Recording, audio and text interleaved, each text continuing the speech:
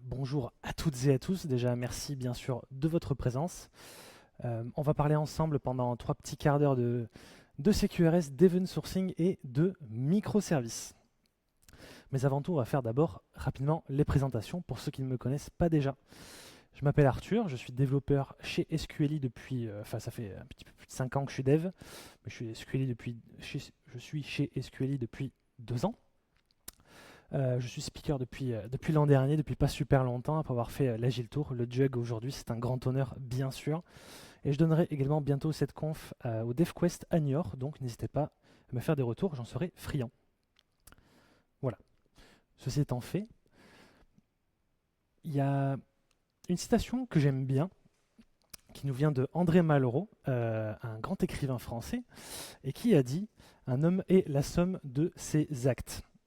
J'aime beaucoup cette citation, d'ailleurs je me la suis même fait tatouer, et elle va nous servir aujourd'hui, donc je vous propose de la garder en mémoire pendant les prochaines minutes. Maintenant, imaginez-vous, vous vous levez un matin, la tête encore un petit peu dans l'oreiller, et vous vérifiez votre téléphone, voir si votre salaire mensuel net de 6 800 € est arrivé. Donc vous ouvrez votre appli bancaire, et vous vous rendez compte que plutôt, vous êtes soudainement endetté de 50 000 €. Bon, la réaction de base est une légère panique. Donc vous appelez quand même votre banque, vous leur dites que se passe-t-il, et ils vous disent bah écoutez, on ne sait pas. En fait, effectivement, on voit que votre solde a été mis à jour, mais on ne sait pas pourquoi, on ne sait pas ce qui s'est passé. Bon, dans ce cas-là, comme j'ai dit, soit vous êtes légèrement inquiet, soit vous paniquez un petit peu plus. Mais cette situation, elle met en avant, elle met en lumière quelque chose d'assez important. Certains systèmes, ils ont besoin d'une traçabilité maximale de leurs données. On ne peut pas avoir 50 000 € qui disparaissent d'un compte bancaire comme ça sans prévenir. On ne peut pas avoir, par exemple, dans la santé, des gens qui peuvent accéder à des dossiers médicaux sans aucune trace, modifiés sans aucune trace. Dans certains systèmes, on peut aussi vouloir tracer précisément ce que font les utilisateurs, quelles actions ils font, dans quel ordre, soit pour optimiser par exemple leur chemin, soit pour des raisons de sécurité, savoir exactement qui a fait quoi. Mais en fait, la plupart des architectures actuelles aujourd'hui, elles ne sont pas adaptées à cet objectif. Pourquoi ? Parce que par exemple, dans une application classique, j'ai ma base de données, donc j'espère que vous voyez au fond, j'ai ça, et si je modifie une donnée, je passe à ça. Bon, facile de voir la différence, bien sûr, hein, puisque j'ai juste modifié le solde. Mais là, le problème, c'est qu'il y a une modification qui a été faite, on ne sait pas par qui, on ne sait pas pourquoi, on ne sait pas quand, on ne sait pas quelle est comme je dis, la raison métier derrière, etc. Donc la plupart des applications sont comme ça et fournissent des informations assez limitées. À moins, par exemple, de dupliquer des données pour savoir exactement... pardon, j'ai été un peu vite. On ne sait pas également quelle était l'ancienne valeur qui a disparu. À moins de, par exemple, dupliquer des données, garder un historique, ou par exemple d'avoir un log. Mais un log, ça a plusieurs problèmes. Notamment, si j'en mets un, ça va. Mais si j'en mets 2, 3, 4, 5, 6, 7, 8, 9, bah de suite, on y voit beaucoup moins. Le debugging est un peu plus compliqué. En plus, des logs, ça peut être modifié, ça peut être perdu, supprimé, etc., à moins d'être archivé. Donc, c'est pas idéal. Il y a aussi des solutions un peu d'observabilité ou des choses qui se branchent globalement par-dessus nos applications pour améliorer la traçabilité, etc. Mais globalement, c'est un peu des caches-misères, c'est des solutions, des surcouches par-dessus une application. Et en fait, je vais faire juste une petite manip parce que j'ai oublié mon texte. Voilà, sans autre... hop. Voilà, c'est mieux. Donc tout ça, ce sont des caches-misères, globalement, qui ne résolvent pas vraiment, qui corrigent les symptômes, mais pas la cause. Donc on peut se demander, est-ce qu'il y a un moyen mettre en place une traçabilité qui permettrait d'éviter, mettre en place une solution pour éviter la déconvenue que j'évoquais plus tôt, un moyen qui serait plutôt une vraie feature de notre architecture d'application, plutôt qu'un pansement rajouté par-dessus une petite blessure. Un moyen qui permettrait éventuellement au mieux d'empêcher la solution initiale ou au pire de faciliter le debugging.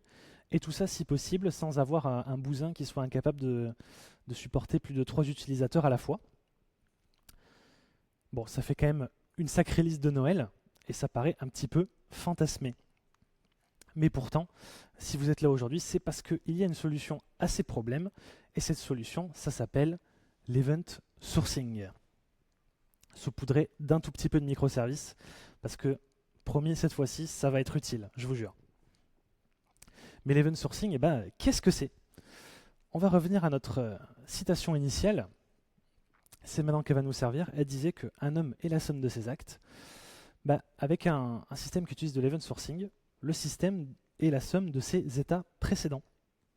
L'état précédent, qu'est-ce que c'est? C'est représenté par des événements. Une donnée a été modifiée, une donnée a été supprimée, rajoutée, quelqu'un a fait une action. Il y a un message qui a été généré dans mon application. Donc ça représente un changement d'état. Ces événements, on va les stocker dans une base spécialement prévue pour, qui s'appelle un event store. Et cet event store, il est append only. Pourquoi? C'est pour préserver, en fait, faire en sorte que ce store il va être une source de vérité dans notre application. Il va représenter vraiment l'état de notre système et on sait que les données sont toujours rajoutées mais jamais modifiées, supprimées. Donc on peut avoir entièrement confiance en ce qui est écrit dans cet event store. Et dans notre application, les objets métiers qui représentent nos données, ils deviennent des agrégats. Un agrégat, pourquoi? Parce qu'ils vont être composés de la somme des événements qui les concernent. Un objet, a priori, il est créé, puis il a été modifié 1, 2, 3 fois, il est éventuellement modifié plusieurs fois, puis supprimé, etc. Et donc cette agrégation d'événements qu'on va rejouer, ça constitue notre objet, d'où le nom agrégat. L'inconvénient, c'est que si je veux initialiser mon objet, je suis obligé d'aller récupérer tous les événements, les rejouer, etc. Mais on y reviendra.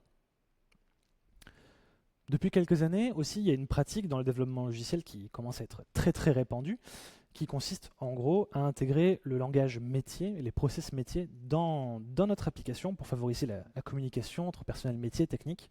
Cette pratique, ça s'appelle le Domain Driven Design. Vous connaissez sans doute. Et ça s'intègre parfaitement bien avec les événements et l'event sourcing, puisqu'en appliquant cette pratique, en fait, on a un hommage d'événements qui est tout à fait transparent et cohérent avec notre domaine métier. Par exemple, si on prend un bâtiment, a priori, pour créer mon bâtiment, j'ai besoin de couler des fondations, de construire éventuellement des murs si possible, d'ajouter des fenêtres, 1, 2, 3 fenêtres, et ainsi de suite, et il va vivre jusqu'à qu'un jour il soit détruit sans autre forme de procès. Donc comme ça, ça c'est du domaine driven design, globalement. Et ça permet d'avoir une logique aussi dans ma succession d'événements qui est à la fois claire pour le métier, à la fois claire pour les développeurs. Donc c'est tout bénef. Et le flux d'événements, il constitue le fil de vie de mon objet. L'Event Store, lui, puisqu'il contient tous les événements, en fait, il peut me permettre plein de choses. Notamment, par exemple, de rejouer la vie de mon système, soit depuis sa création, soit dans des fenêtres de temps précises, parce que, pardon, j'ai oublié de le dire, mais les événements sont timestampés, donc on sait exactement, bien sûr, à quel moment ils se sont produits. Et on peut y faire des recherches pour tracer les événements, soit dans une période de temps donnée, soit qui concernent un objet très précis, soit des événements d'un type particulier. Et comme je l'ai dit, il est append only, donc nos événements ils sont immuables, c'est-à-dire on ne les modifie jamais. Et il faut bien sûr faire très attention du coup aux données qu'on y inscrit, ça implique une certaine rigueur, puisque toute donnée qui y est, elle y est pour toujours. Et le seul moyen de la supprimer, c'est de faire un événement qui va venir l'annuler. Pour ceux à qui ça parle pas trop, qui préfèrent les schémas, l'event sourcing c'est très simple. On va prendre une application 3 tiers tout à fait classique, un bon vieux monolithe, et la base de données c'est l'event store, tout simplement. Et dans mon application, mes services dans mon monolithe, les objets qu'il manipule, il va les instancier en allant récupérer tous les événements qui concernent l'objet et les jouer jusqu'à avoir l'état le plus à jour de l'objet. Et on va faire ça pour tout. Donc voilà. Donc tout ça, c'est parfait. Ça répond à nos besoins initiaux. C'est nickel chrome, j'ai besoin juste de faire ça et c'est tout. Pas vraiment. Jusqu'à maintenant, sur nos 3 objectifs initiaux, en fait, on n'a rempli que le premier. Pourquoi? Parce que tout simplement, une application event sourcing, elle va plutôt mal scaler. C'est-à-dire que si j'ai un service et ses objets liés, ça va. Si j'en ai 2, 3, bon, ça va. Si je commence à en avoir 4, 5, 6, 7, et que mon application elle vit pendant des années et des années, qu'il commence à y avoir des centaines, milliers, millions, milliards, soyons fous, d'événements, bah, l'Event Store il va commencer un petit peu à transpirer à force, parce que à chaque fois, pour initialiser mes objets, les manipuler, j'ai besoin de récupérer tous les événements, il va y avoir de multiples écritures, etc. Il peut y avoir beaucoup, beaucoup, beaucoup d'opérations en parallèle.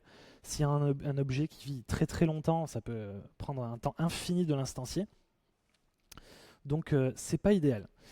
En fait, pour éviter le problème, c'est surtout cette simultanéité des opérations de lecture, donc récupération des objets, et écriture. En fait, ce serait presque plus simple de stocker, d'avoir quelque part en permanence, en parallèle, je dis ça complètement au pif, hein, un peu l'état actuel de notre application pour pas avoir à chaque fois à rejouer les événements, par exemple. Ce serait une solution, mais là, ça ne nous permet pas ça, tout seul. De plus, un Event Store c'est bien, mais c'est pas toujours facile de regarder ce qui se passe à l'intérieur. Par exemple, parfois dans des applications avec une DB plus classique SQL par exemple ou NoSQL, parfois il y a des personnels moins techniques qui peuvent aller regarder dedans, ça reste assez accessible. On peut le brancher à un Access, etc. Avec l'Event Store, c'est pas possible. Et même pour des développeurs, ça peut être plus compliqué. Croiser des données aussi, ça peut demander une gymnastique un peu plus complexe. Donc c'est pas accessible facilement. Ce serait bien, comme je dis, d'avoir un peu une DB un peu plus classique à côté. Bah, heureusement pour nous, il y a un autre moyen qui existe et qui permet de répondre à ces problématiques naturelles qui émanent de l'event sourcing. Et c'est un design pattern qui est nommé CQRS, Command Query Responsibility Segregation. Qu'est-ce que ça veut dire? Ça veut dire qu'on va prendre notre bon vieux monolithe et qu'on va l'exploser pour séparer tout ce qui est structure de données d'écriture et de lecture. On va les découpler, ces fonctions-là, et on va faire ça typiquement dans des microservices. Ça y est, ils arrivent, et ils sont utiles, pour une fois. Donc pour parler plus en schéma, que ce soit plus concret, on va reprendre notre schéma de tout à l'heure. Donc on a notre client qui cette fois-ci est dans son petit service à lui tout seul. On va avoir un premier microservice qu'on va appeler commande, puisqu'il va gérer tout ce qui est création, modification, suppression de données, création de données dans notre application. Il va avoir sa propre petite base de données. Et en parallèle, on a un microservice query qui lui va juste gérer tout ce qui est récupération des données pour de l'affichage par exemple, et qui aura lui aussi sa petite DB avec son état qui pourra récupérer. Donc les deux sont découplés, indépendants, donc ils peuvent chacun être optimisés pour leur usage, etc. Là vous me direz, c'est bien, mais comment est-ce que ça communique les deux?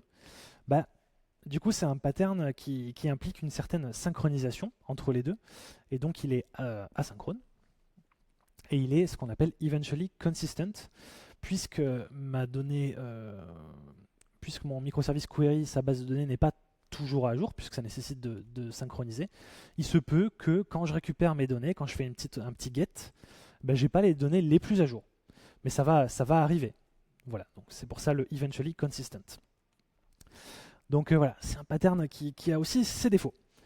Et forcément, on n'a rien sans rien et il fallait faire des compromis.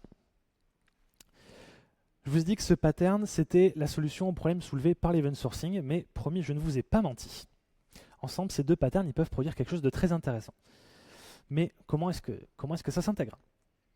Donc on reprend notre schéma initial et on va y intégrer l'event sourcing. Déjà, de manière assez évidente, on peut remplacer une de ces DB par l'Event Store, bien sûr. Et ce sera le microservice commande. Naturellement, puisque c'est lui qui gère tout ce qui est création de données ou d'actions dans mon application.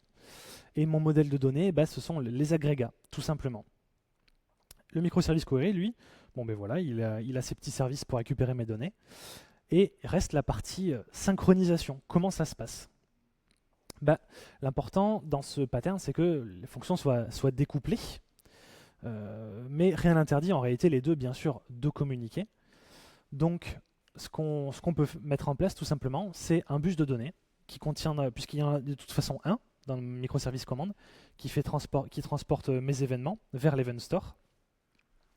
Et le microservice query, il va souscrire à ce même bus de données, et il va récupérer ces événements, et les événements, lui, rien ne l'interdit de les lire pour alimenter sa propre base de données, et c'est ça qui fait la synchronisation entre les deux. On verra ça plus concrètement après. Là, on a notre schéma d'application complet. Maintenant que j'ai découplé les deux fonctions, si je reprends l'exemple de tout à l'heure, si j'harcèle un petit peu mon microservice commande, ben, les deux vont un peu mieux réagir.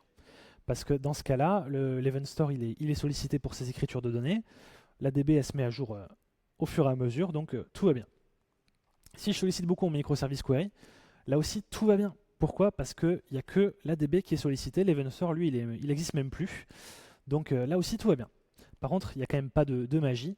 Si j'harcèle mon application dans tous les sens, il y a quand même un des deux qui va commencer à transpirer, et surtout au fur et à mesure que l'application vit, bien sûr. Et c'est l'ADB. Pourquoi? Parce qu'elle, dans ce genre de cas, bien sûr, elle a double charge, puisqu'elle doit se mettre à jour, faire ses requêtes de données en même temps. Bon, a priori, vu qu'on a des microservices, c'est pas grave. On peut déployer par exemple une deuxième instance du microservice query. Voilà. Bien sûr en gérant la concurrence, etc. Mais bon, ça c'est un autre problème. Donc là, si on reprend nos objectifs de base, qui était avoir une application haute traçabilité et qui reste performante en toutes circonstances, on avait la traçabilité avec l'event sourcing. Maintenant qu'on a des microservices, a priori, on a une application scalable. Et même si l'un n'implique pas forcément l'autre, si on a une application scalable, on a une application qui a de bonnes chances de rester performante. Donc, félicitations, nous avons rempli tous nos objectifs avec ces deux solutions. Bon, cela dit, ça fait quand même pas mal de concepts, de choses à implémenter, etc. et de choses à intégrer. Donc on peut éventuellement céder à la facilité et demander à notre IA favorite de le faire. Mais si on a envie de creuser un petit peu plus loin, de comprendre, mettre les mains un peu dans le cambouis, on va se demander, est-ce qu'il y a des outils qui existent pour mettre en place tout ça de manière pas trop compliquée? La réponse est oui, mais pas beaucoup. Globalement, si on code dans autre chose déjà que du Java, ça va être compliqué. Heureusement, je pense que je suis au bon endroit pour prononcer de tels mots. Mais dans les outils qui existent, dans les frameworks, on en a globalement un qui est très connu, qui s'appelle Axon, qui a deux composantes, mais je vais en reparler juste après, et Lagom qui permet également d'en faire. Alors je le mets là, mais j'ai appris il y a quelques semaines qu'en fait Lagom il est plus maintenu, du coup triste. Mais Axon c'est le seul vraiment, de toute façon Lagom permettait d'en faire mais n'était pas vraiment dans ce but là. Axon c'est vraiment un framework spécifiquement CQRS Event Sourcing designé pour, sachant que j'en parle, mais il y a le framework en lui-même qui existe, qui permet de faire les deux, et qui fournit beaucoup d'API à intégrer dans notre application. Mais il y a aussi une partie Axon Server, qui là est sous licence commerciale. On va en parler, mais je préfère préciser que c'est sous licence commerciale. Et le Axon Server, lui, il fournit leur implémentation d'un Event Store, et également, il gère tout ce qui est discovery de services et communication. Donc il y a des bus déjà de communication intégrés pour nos événements. Mais on va l'utiliser, mais voilà, petit disclaimer, c'est sous licence commerciale. Il y a plein d'autres outils qui existent quand même dans la galaxie Event Sourcing, mais c'est globalement des toolkits individuels, etc. Mais Axon, c'est vraiment la seule solution complète qui existe, en tout cas. Et j'en vois un au fond de la salle qui est en train de se dire, mais et Kafka alors? Enfin, plutôt celui-là. Bah, c'est bien tenté, mais Kafka, en fait, c'est pas exactement pareil. Kafka va nous permettre de faire ce qu'on appelle de l'event driven et non pas de l'event sourcing. Pour ceux qui ne connaîtraient pas la différence, elle est assez fine en réalité. En fait, Kafka va être utilisé dans l'application event sourcing comme bus de communication tout simplement, parce que dans une application event driven, il y a toujours des événements, c'est le même concept. Ils drive toujours le comportement de notre application, ils transportent toujours des données. Mais la différence avec l'event sourcing, c'est que les événements sont la référence de données de mon application et deviennent voilà, cette base de vérité. Donc la différence est assez fine quand même. C'est utilisé dans des applications event sourcing, mais c'est pas fait pour faire de l'event sourcing. Voilà. Bon, je pense que je vous ai pas mal assommé avec tous ces mots, tous ces concepts. On va passer à la démo. Donc quel genre d'app est-ce qu'on va manipuler ensemble? On va reprendre l'exemple du compte bancaire. On va garder un exemple très simple. Hein. Donc pour manipuler l'appli, on va utiliser Bruno, parce que depuis que Postman c'est full cloud, c'est le mal.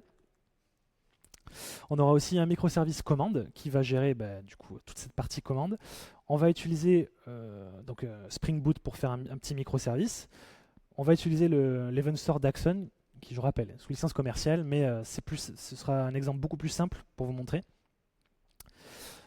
Et en microservice commande, du coup, on aura un petit microservice Spring Boot branché une DB Postgre, donc rien de très sorcier. Vous voyez, on peut faire un POC très simple avec pas grand chose. Quels vont être les objectifs de cette petite démo?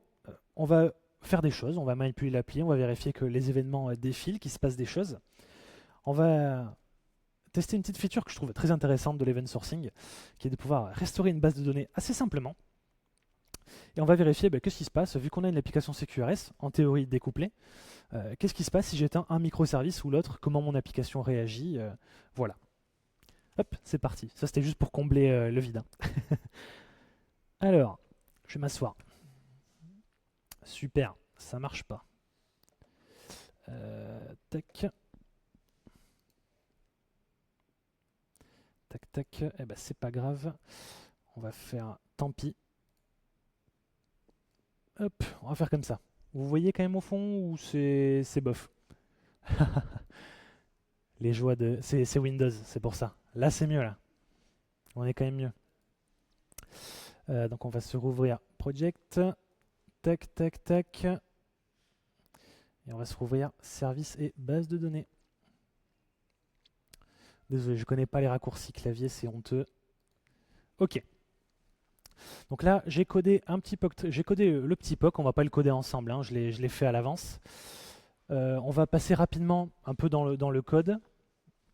Donc là, j'ai mes deux microservices, commande query ici. Le microservice commande, il va implémenter deux endpoints très simples, un pour créer un compte bancaire et un pour mettre à jour son solde. Donc là, je ne les ai pas fait en design first, désolé.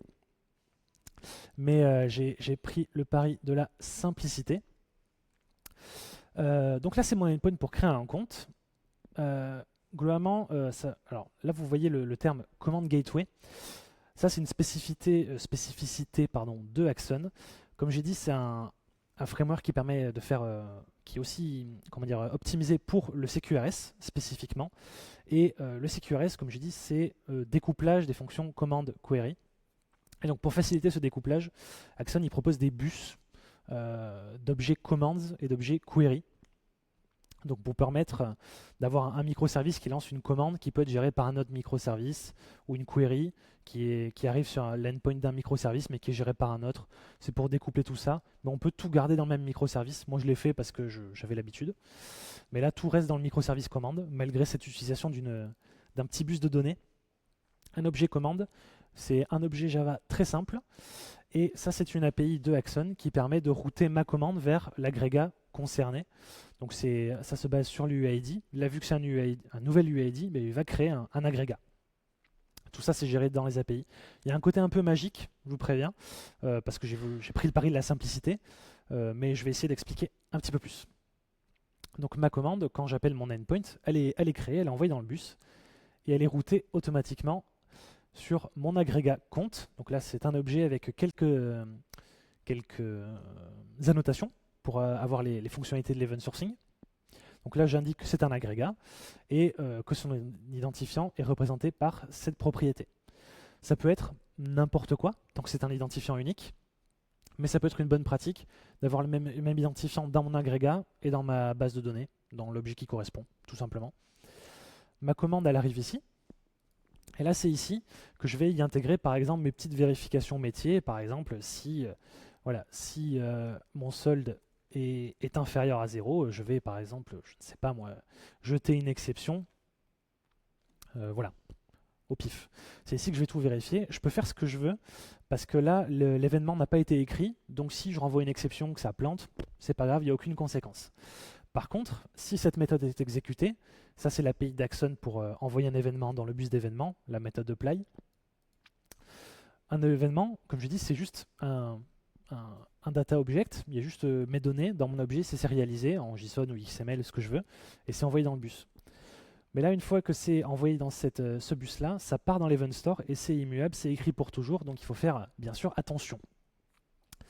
Et mon agrégat, il souscrit lui-même à son propre événement pour dire je suis capable de le gérer et j'initialise mes propres propriétés à partir de ça. Ça permet d'y faire référence dans si d'autres commandes devaient arriver. Par exemple, quand j'ai un update solde, je peux faire référence au solde déjà actuellement en cours de l'objet qui est alimenté au fur et à mesure que les événements défilent.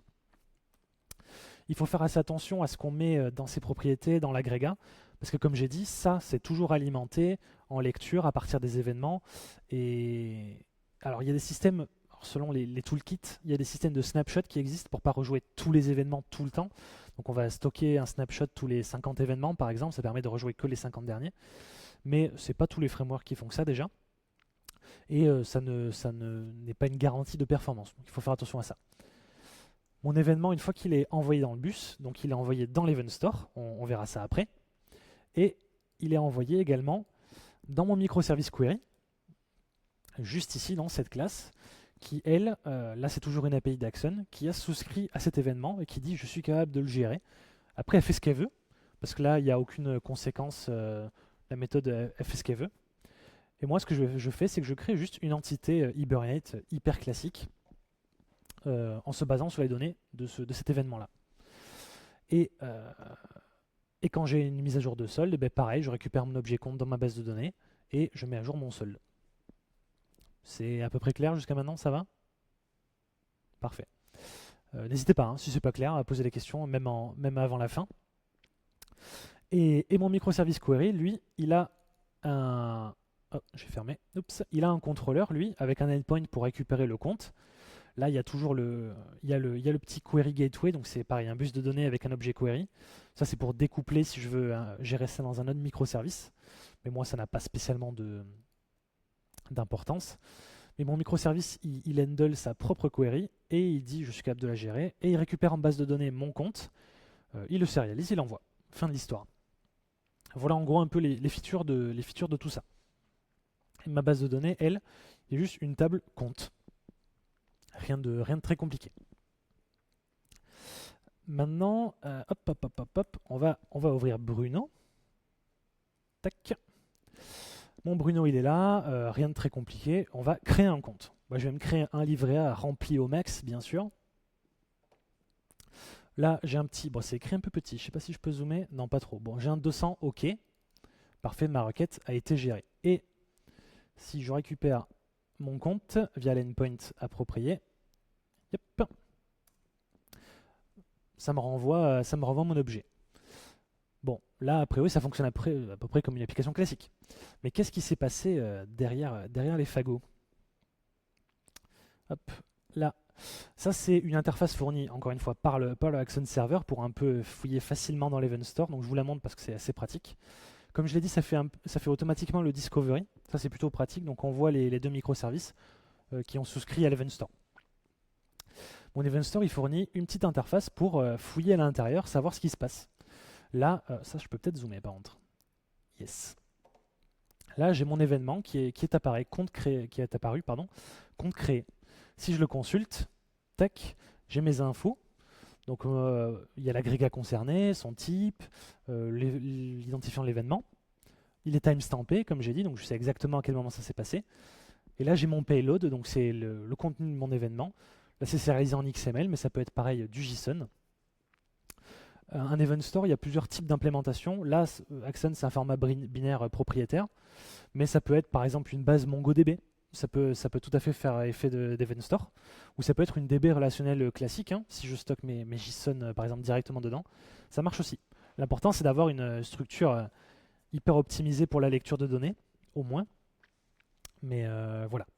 Ça peut être ce qu'on veut. Et Axon, par exemple, fournit des API pour implémenter l'event store qu'on veut. Hein. C'est pas obligé d'utiliser le leur. Et si j'ai envie, je peux mettre par exemple ici dans l'événement l'utilisateur qui a lancé l'action et ce sera pour toujours écrit, donc je saurai pour toujours qui a fait quoi et à quelle heure. Donc maintenant si je manipule un peu plus mon appli, par exemple si je mets sauvagement plein de fois, je m'enlève mes sous, hop, tac. Si je m'enlève mes sous, bon là j'ai un petit 200 et donc il y a un deuxième événement qui est passé et qui a mis à jour mon solde. Voilà un petit peu comment ça marche. Maintenant, j'ai fait quelques petits scripts. Il faut que je m'ouvre la vue terminale. Qui est caché en bas. J'ai fait quelques petits scripts pour simuler une montée en charge, on va dire. très simplement. Donc là, mon script, juste, il va appeler en boucle l'endpoint de mise à jour de solde, hein, rien de très foufou. Et donc, on voit que ça génère pas mal d'événements et donc que ça défile en live. Donc ça harcèle un petit peu mon microservice query. Mais a priori, mon microservice commande, pardon, a priori, je peux toujours envoyer des actions, ça répond toujours à peu près instantanément. Bon, après là, c'est une petite application, hein, mais ça répond bien. Maintenant, si en même temps, je suis un petit peu joueur, je génère en plus tac, plein de queries. Donc là, ça va appeler en boucle mon endpoint get en parallèle. Est-ce que mon application réagit toujours bien? A priori, oui. Donc, parce que la partie commande, comme j'ai dit, c'est que l'event store, etc. Mais est-ce que ma partie get, elle répond toujours à peu près? Bon, ça va. Après, vous me direz peut-être que la requête est mise en cache. On va aller prendre un autre. Ah bah oui, j'ai fait qu'un compte. Bon, tant pis. Bon, la requête reste quand même rapide, croyez-moi. Donc ça répond plutôt bien.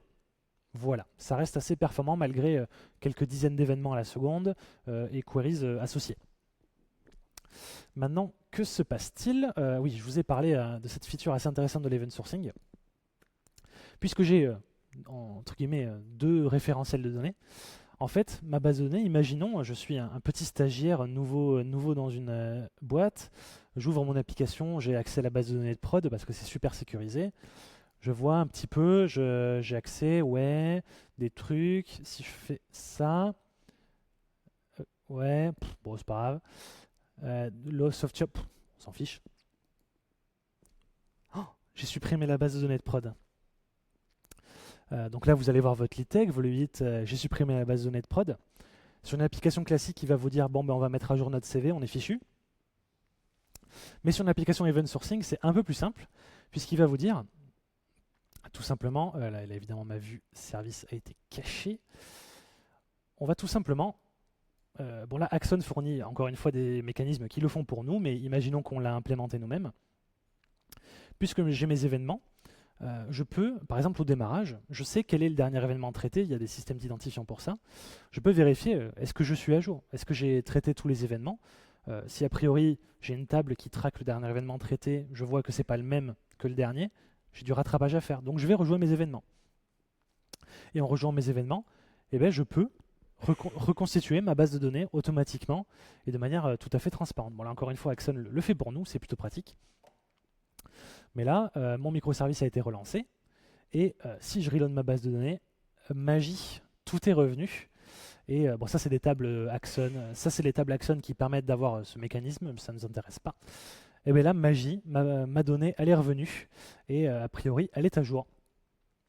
Donc ça c'est assez puissant. Et ça peut sauver la mise. Après, vous me direz qu'est-ce qui se passe si je supprime l'Event Store. Bon, ben, il faut faire des sauvegardes. Voilà. Bon, comme on a tout découplé, maintenant, qu'est-ce qui se passe si j'éteins un microservice ou l'autre? Ben, si j'éteins mon microservice commande, tout simplement, on va rouvrir Bruno. Forcément, je ne peux plus faire de requête de création de données. C'est inaccessible, le microservice est éteint. Par contre, ben, mon microservice query, lui, est toujours up et je peux toujours récupérer mes données. Et inversement, si j'ai l'un et pas l'autre, tac, tac, là, je ne vais plus forcément pouvoir récupérer mes données. Par contre, je peux toujours en créer. Donc là, je crée plein d'autres comptes. Là, j'ai créé plein de comptes. Forcément, mon microservice query, lui, il est éteint, donc il a rien traité. Par contre, au moment où je vais le redémarrer, et ben de même, il va s'allumer, il va voir qu'il a des événements à traiter et il va se mettre à jour tout seul. Enfin, il va se mettre à jour, pas tout seul, mais enfin, si, tout seul. Et a priori, hop, en reloadant, j'ai mes données qui sont traitées et qui sont là. Incroyable. Donc voilà un petit peu, je pense avoir fait le tour de ce que je voulais montrer. J'espère que ça vous a satisfait. Bon, tout ça, ça a l'air de plutôt bien marcher, en tout cas. Maintenant, avec ce qu'on a vu, vous savez que dans ce cas-là, si votre banque favorite implémentait l'event sourcing, elle vous dirait pas « c'est pas trop ce qui s'est passé, monsieur ». Elle vous dirait plutôt on va aller regarder dans notre... Bon, vous le direz pas, mais elle irait regarder dans son Event Store et elle pourrait voir de manière tout à fait immuable, timestampée et marquée, qui vous a volé vos précieux deniers. Bon, tout ça c'est bien beau, mais forcément vient la question fatidique. Est-ce que c'est trop bien, je peux le mettre dans tous mes futurs projets? Je vais vous choquer, mais la réponse est ça dépend. Comme je l'expliquais plus tôt, ce type d'application, c'est plutôt adapté dans des cas où on a besoin d'une traçabilité très poussée, donc domaine critique, type banque, santé, ou domaine où on a besoin de traquer vraiment, on a besoin de traquer l'utilisateur pour savoir ce qu'il fait, soit pour optimiser son chemin, son expérience, soit parce que on veut savoir qui fait quoi, pour des raisons de sécurité. Également dans des données dans des applications où le domaine, donc le métier, a une assez forte valeur sémantique, donc où c'est pratique d'avoir quand même un événement qui nomme exactement quelle est l'action métier qui a été effectuée, ou alors comment dire, dans laquelle la suite des événements est importante pour comprendre et débugger plus facilement. Puis dans tous les autres cas, globalement, vous récolterez toute la complexité ajoutée, parce que je ne l'ai pas dit, mais CQRS, c'est découplage de données, donc double modèle de données, donc double refactoring, également bugs qui peuvent être beaucoup plus compliqués à débugger, etc. Donc il y a une grosse... Et l'event sourcing, c'est pas facile non plus, ça demande une certaine rigueur, et ça peut poser souci. Surtout si on a un événement, par exemple, qui cause une exception, qui est joué en boucle, et l'application, elle est par terre, bref. Donc il y a une sacrée complexité ajoutée. Et si vous n'avez pas le bénéfice de l'event sourcing, vous récolterez toute la complexité sans les bénéfices. Donc, pas très intéressant. En tout cas pour l'event sourcing, parce que le CQRS, lui, c'est un pattern microservice, on peut l'appliquer dans d'autres cas. Mais il y a quand même des moyens plus simples de récolter certains bénéfices. Par exemple, il y a Hibernate Anvers, je ne sais pas comment ça se prononce, qui permet en fait on branche ça à une application Java qui existe déjà, qui utilise Hibernate, bien sûr. Et on peut avoir très simplement des audits de nos entités, de timestamps de modification, historisation des données. Donc on récolte quand même certaines informations intéressantes sur la traçabilité. C'est plus pertinent sur une appli existante, par exemple, ou une appli où le domaine n'est pas important, on s'en fiche, on veut juste savoir qui modifie quoi, quand. Comme toujours, bien sûr, il faut faire appel à son meilleur jugement, peser le pour et le contre, pas s'engouffrer dans une solution parce que le POC marche bien et le speaker est trop fort. Moi, je vous ai présenté ça parce que par le passé, j'étais dans un domaine où c'était utile, vraiment, mais ce ne sera pas forcément votre cas. Voilà. J'ai commencé sur une citation, donc on va finir sur une autre. C'est fini. Merci de votre attention.